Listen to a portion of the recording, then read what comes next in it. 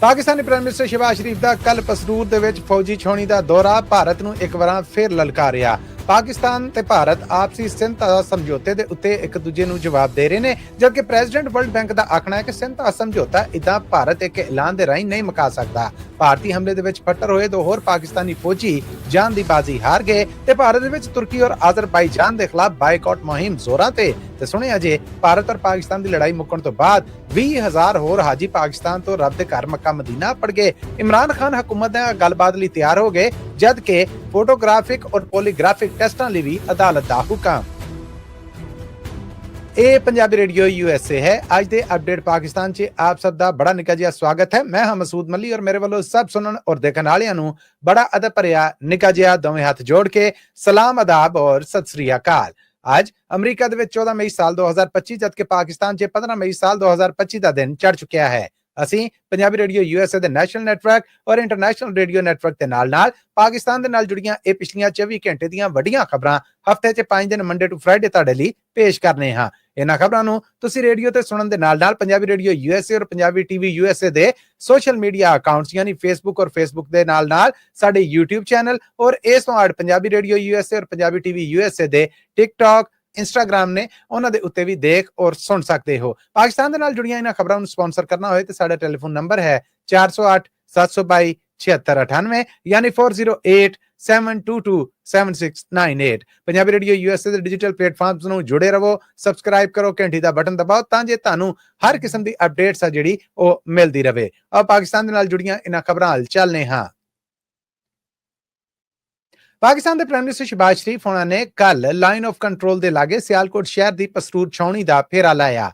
ਇਸ ਮੌਕੇ ਉਹਨਾਂ ਨੇ ਟੈਂਕ ਦੇ ਉੱਤੇ ਚੜ੍ਹ ਕੇ ਭਾਰਤ ਦੇ ਖਿਲਾਫ ਨਾਰੇ ਵੀ ਲਾਏ, ਪਾਕਿਸਤਾਨ ਦੇ ਹੱਕ 'ਚ ਨਾਰੇ ਲਾਏ ਔਰ ਫੌਜੀ ਜਵਾਨਾਂ ਦਾ ਹੌਸਲਾ ਵਧਾਇਆ ਔਰ ਆਖਿਆ ਕਿ ਭਾਰਤ ਨੇ ਹੁਣ ਪਾਕਿਸਤਾਨ ਤੇ ਹਮਲਾ ਕੀਤਾ ਤੇ ਅਸੀਂ ਅਮਨ ਦੇ ਨਾਲ ਜੰਗ ਲਈ ਵੀ ਬਿਲਕੁਲ ਤਿਆਰ ਹਾਂ। ਯਾਦ ਰਵੇ ਕਿ ਪਾਕਿਸਤਾਨੀ ਪ੍ਰਾਈਮ ਮਿਨਿਸਟਰ ਨੇ ਇਹ ਪਸਰੂਰ ਛਾਉਣੀ ਦਾ ਫੇਰਾ ਐਨ ਇੱਕ ਦਿਨ ਬਾਅਦ ਉਦੋਂ ਲਾਇਆ ਹੈ ਜਦੋਂ ਕੱਲ ਭਾਰਤੀ ਪ੍ਰਾਈਮ ਮਿਨਿਸਟਰ ਨਰਿੰਦਰ ਮੋਦੀ ਹੋਣਾ ਨੇ ਆਪਣੇ ਆਦਮਪੁਰ ਦੇ ਫੌਜੀ ਅੱਡੇ ਦੇ ਉੱਤੇ ਜਾ ਕੇ ਜਵਾਨਾਂ ਦਾ ਹੌਸਲਾ ਵਧਾਇਆ ਸੀਗਾ ਔਰ ਪਾਕਿਸਤਾਨ ਖਿਲਾਫ ਤਕਰੀਰ ਕੀਤੀ ਸੀਗੀ। ਪਾਕਿਸਤਾਨੀ ਪ੍ਰਾਈਮ ਮਿਨਿਸਟਰ ਸ਼ਹਿਬਾਜ਼ ਸ਼ਰੀਫ ਹੋਣਾ ਦੇ ਨਾਲ ਪਾਕਿਸਤਾਨੀ ਫੌਜ ਮੁਖੀ ਜਨਰਲ ਆਸਮ ਸ਼ਰੀਫ ਵੀ ਮੌਜੂਦ ਸਨ। ਇਸ ਤੋਂ ਬਾਅਦ ਦੋਵੇਂ ਪ੍ਰਧਾਨ ਨੇ ਜਿਹੜੇ ਉਹ ਫੌਜੀ ਜਵਾਨਾਂ ਦੇ ਵਿੱਚ ਘੁਲ ਮਿਲ ਗਏ। ਦੂਸਰੇ ਪਾਸੇ ਪਾਕਿਸਤਾਨ ਨੇ ਭਾਰਤ ਦੇ ਨਾਲ ਸਿੰਧ ਸਮਝੌਤਾ ਯਾਨੀ ਦਰਿਆਵਾਂ ਦੇ ਪਾਣੀ ਦਾ ਜਿਹੜਾ ਸਮਝੌਤਾ ਹੈ ਉਸ ਬਾਰੇ ਆਏ ਖਤ ਦਾ ਜਵਾਬ ਦਿੱਤਾ ਹੈ। ਭਾਰਤ ਵੱਲੋਂ ਇੱਕ ਖਤ ਦੇ ਰਾਹੀਂ ਪਾਕਿਸਤਾਨ ਨੂੰ ਖਬਰਦਾਰ ਕੀਤਾ ਗਿਆ ਸੀਗਾ ਕਿ ਦੋਵਾਂ ਮੁਲਕਾਂ ਵਿਚਕਾਰ 1961 'ਚ ਜਿਹੜਾ ਸਿੰਧ ਸਮਝੌਤਾ ਹੋਇਆ ਸੀਗਾ ਭਾਰਤ ਉਹਨੂੰ ਮੁਕਾਉਂਦਾ ਹੈ।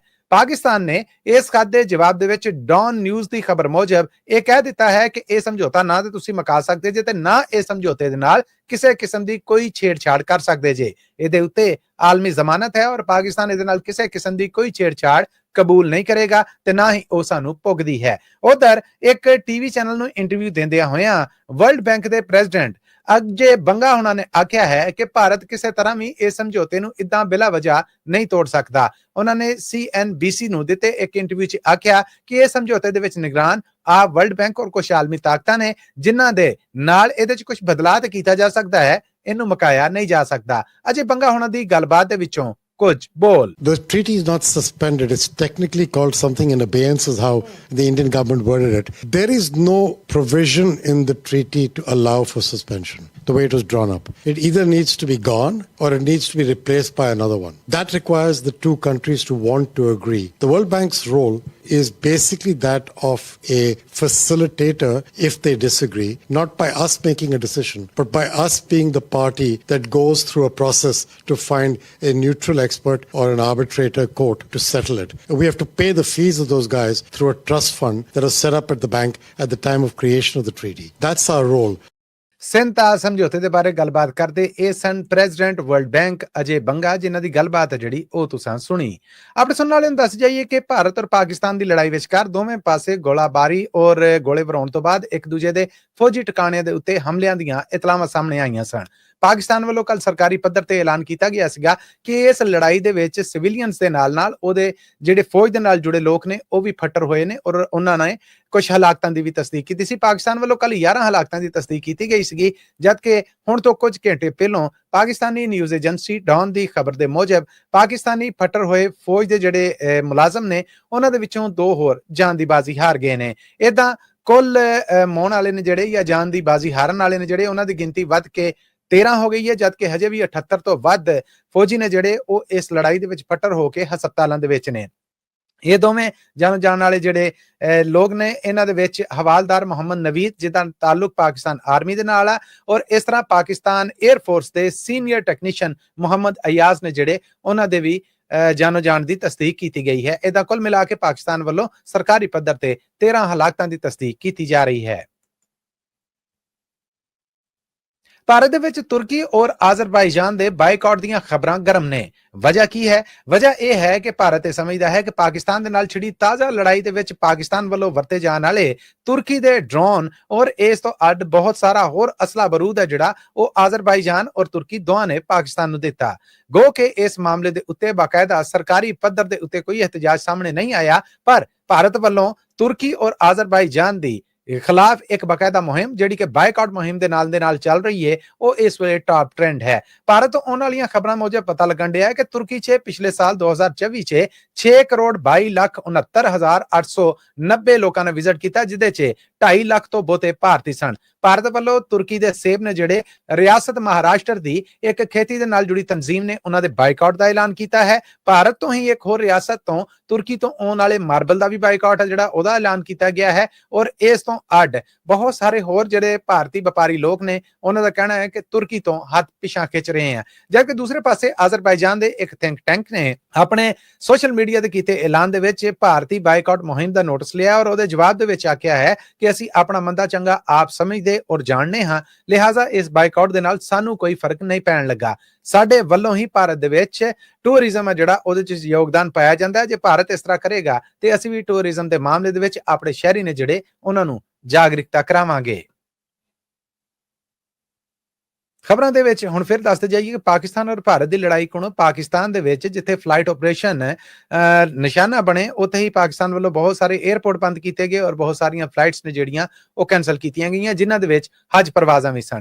ਪਰ ਹੁਣ ਪਾਕਿਸਤਾਨ ਵੱਲੋਂ ਐਲਾਨ ਕੀਤਾ ਗਿਆ ਕਿ ਇਹ ਕੈਂਸਲ ਹੋਈਆਂ ਹਜ ਪਰਵਾਜ਼ਾਂ ਨੇ ਜਿਹੜੀਆਂ ਇਹਨਾਂ ਨੂੰ ਫਿਰ ਅਕੋਮੋਡੇਟ ਕਰ ਰਹੇ ਹਾਂ, ਔਰ ਪਾਕਿਸਤਾਨ ਤੋਂ ਕੱਲ ਇੱਕ ਦਿਨ ਦੇ ਵਿੱਚ ਖਾਸ ਪਰਵਾਜ਼ਾਂ ਜਿਨ੍ਹਾਂ 'ਚ ਕੈਂਸਲ ਹੋਈਆਂ ਪਰਵਾਜ਼ਾਂ ਵੀ ਸਨ, ਉਹਨਾਂ ਸਮੇਤ ਕੁੱਲ ਪਰਵਾਜ਼ਾਂ ਰਾਹੀਂ 20,000 ਤੋਂ ਵੱਧ ਰੱਬ ਦੇ ਪਿਆਰੇ ਹਾਜੀ ਹਜ ਕਰਨ ਵਾਸਤੇ ਸਊਦੀ ਅਰਬ ਦੇ ਸ਼ਹਿਰ ਮੱਕਾ ਮਦੀਨਾ ਪਹੁੰਚ ਗਏ ਨੇ। ਪਾਕਿਸਤਾਨ ਦੇ ਸਰਕਾਰੀ ਪੱਧਰ ਤੇ ਐਲਾਨ ਦੇ ਮੁਤਾਬਕ 10 ਹਜ ਪਰਵਾਜ਼ਾਂ ਨੇ ਜਿਹੜੀਆਂ ਉਹ ਕੈਂਸਲ ਹੋਈਆਂ ਸਨ, ਜਿਨ੍ਹਾਂ ਦੇ ਵਿੱਚੋਂ ਕੁਝ ਕੱਲ ਅਕੋਮੋਡੇਟ ਹੋਈਆਂ। ਕੈਂਸਲ ਹੋਈਆਂ ਇਹਨਾਂ ਪਰਵਾਜ਼ਾਂ ਦੇ ਵਿੱਚੋਂ 3 ਪਰਵਾਜ਼ਾਂ ਨੂੰ ਲਾਹੌਰ ਤੋਂ ਕੈਂਸਲ ਕੀਤਾ ਗਿਆ ਸੀਗਾ, 2 ਨੂੰ ਇਸਲਾਮਾਬਾਦ ਤੋਂ, ਕਰਾਚੀ ਔਰ ਮੁਲਤਾਨ ਸ਼ਹਿਰ ਤੋਂ ਇੱਕ ਪਰਵਾਜ਼ ਕੈਂਸਲ ਹੋਈ ਸੀ, ਜਿਹਦੇ ਕਾਰਨ ਕੁੱਲ 2,290 ਹਾਜੀ ਨੇ ਜਿਹੜੇ ਉਹ ਜਾਣੋ ਰਹਿ ਗਏ ਸਨ।